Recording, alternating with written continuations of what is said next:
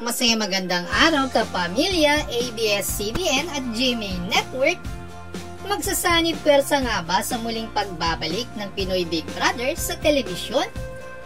Kapamilya, usap-usapan ngayon sa social media na sa muling pagbabalik ng Pinoy Big Brother sa telebisyon ay magkakaroon daw ng kolaborasyon ng ABS-CBN at GMA Network.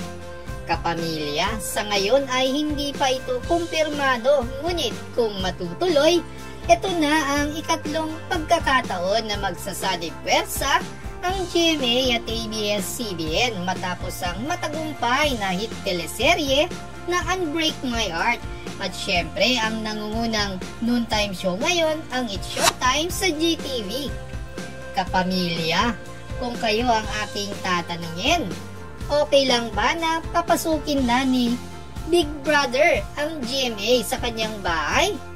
Kapamilya, o diba maganda kung magkakaroon din ng GMA artist sa bahay ni Kuya at hindi lang mga ABS-CBN talent artist.